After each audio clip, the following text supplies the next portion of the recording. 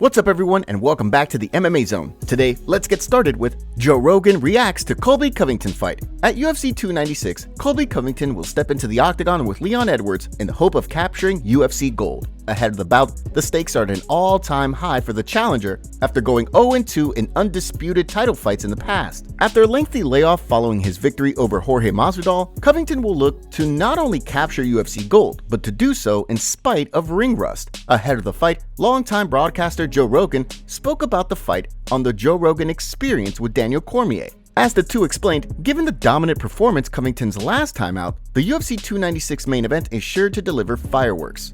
God, I cannot wait for Colby Covington versus Leon Edwards.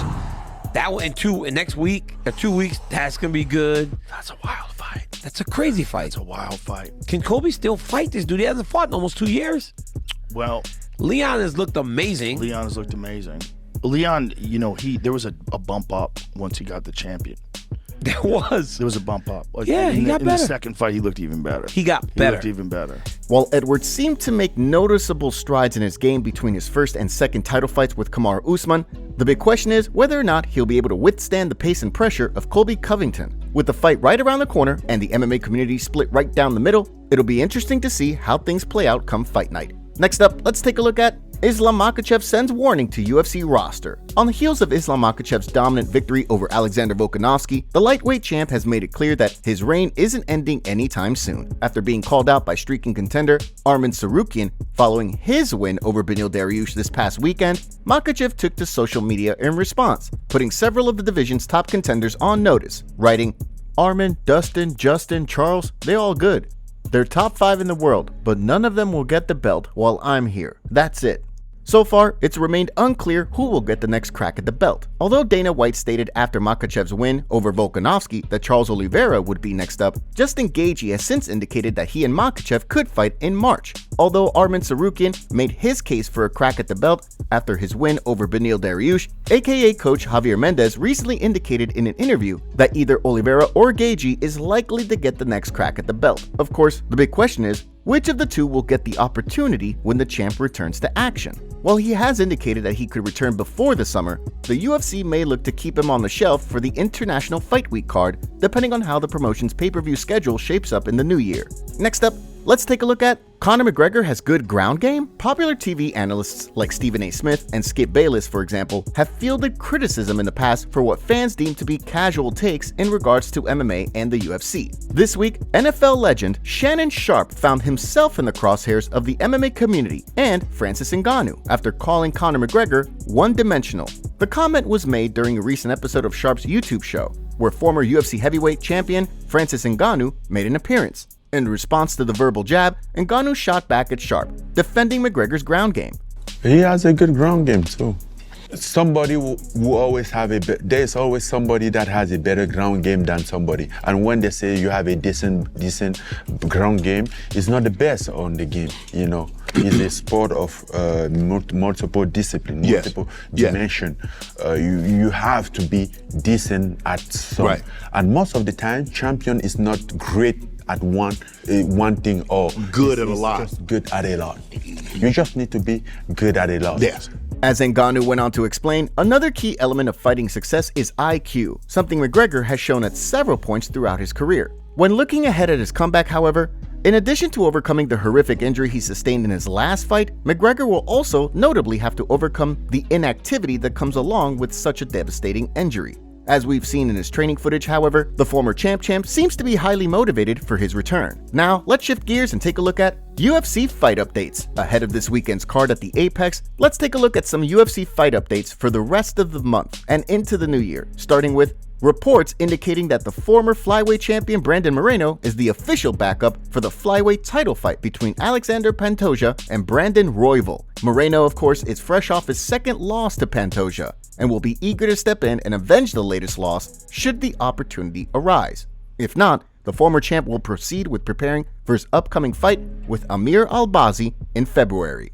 Switching gears to some fight announcements while looking ahead to the new year, reports have indicated that Molly McCann and Diana Belbita will compete in a rematch on February 3rd at UFC Vegas 85. The two notably fought back in 2019, with McCann winning a decision in a fight where Belbita was deducted a point for fence grabbing. As such, Belbita will be entering the fight eager to get revenge for the loss. The following month, a highly anticipated flyweight fight between Alex Perez and Muhammad Makhachev has been added to the UFC Saudi Arabia card on March 2nd. The bout will see Perez look to snap a two-fight skid that's seen him fall to number 7 on the official rankings, while Makhachev looks to keep his undefeated record intact and build on a 5-fight win streak inside the octagon. Last but certainly not least, reports have indicated that CJ Vergara and Asus Almabayev will compete at UFC 299 on March 9th. The bout will see Almabayev look to build on an impressive win streak that saw him successfully make his UFC debut back in August. On the flip side, Vergara will be looking to build on a 2-fight win streak that saw him go undefeated in 2023.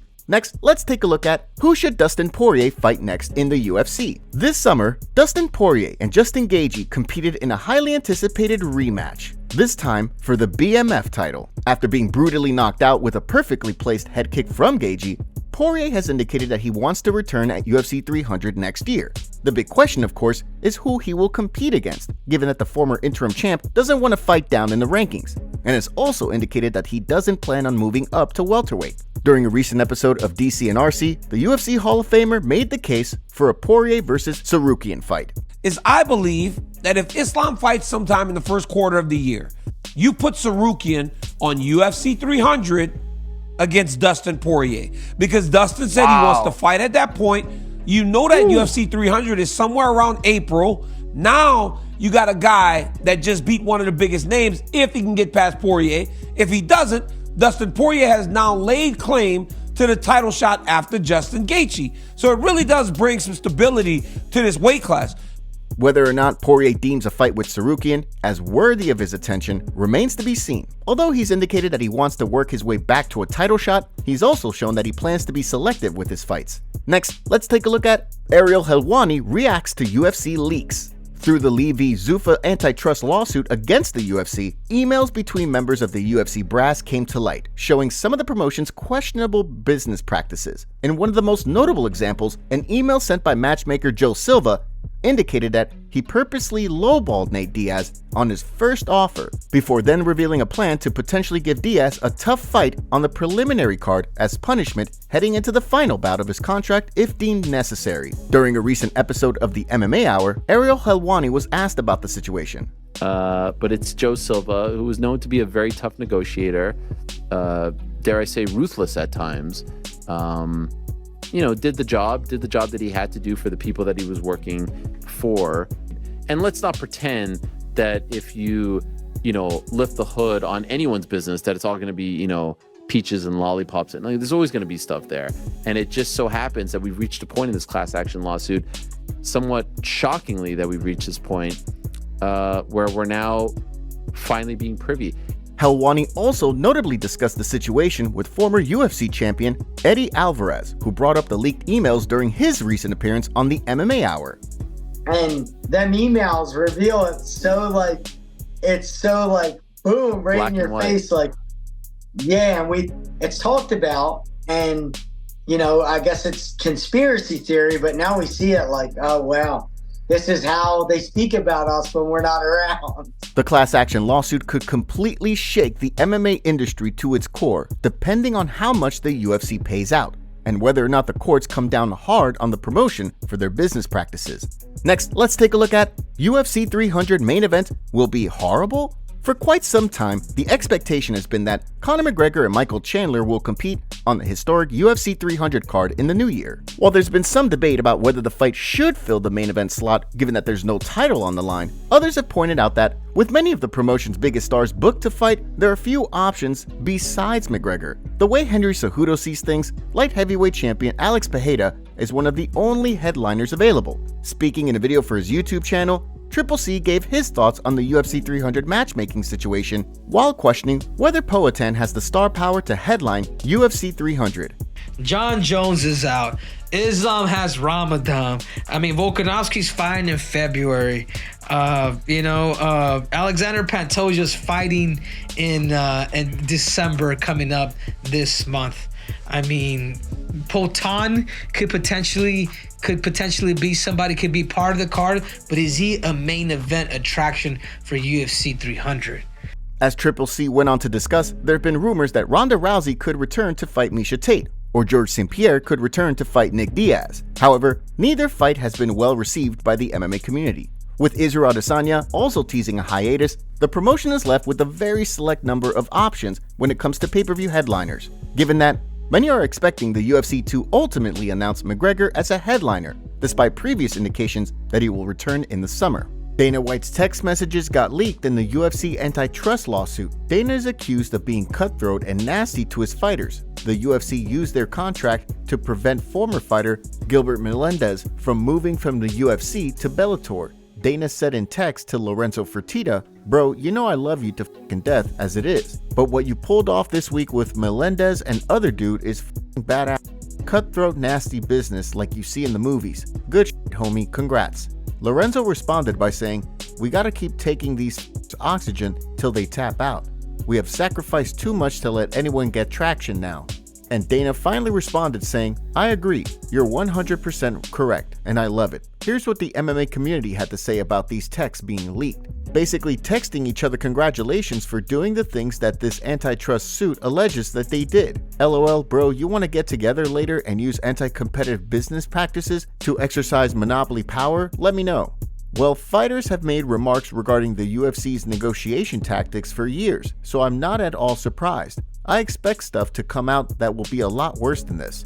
Hurt feelings and emotions. Are y'all going to be okay? Need a tissue? We live in a free market society. They obviously have a successful business model. Life ain't all sunshine and rainbows. If you can't handle the rules of the game, then don't play. This is f***ing nasty. The UFC fight makers are nasty human beings. Are people really surprised? Dana has shown his true colors so many times. Paulo Costa exposes Khamzat Chimaev in a recent tweet. He claims Khamzat is running from him and won't fight despite Paulo asking for the fight to happen in UFC Saudi Arabia. Here's what he had to say on Twitter. "I've been persistently telling the UFC to reschedule this fight for UFC Saudi Arabia. I can't see a best main event of 5 rounds for it right now because it makes sense in Middle East. I would love to beat his ass over there, but it looks like Gourmet Chechen doesn't want that smoke."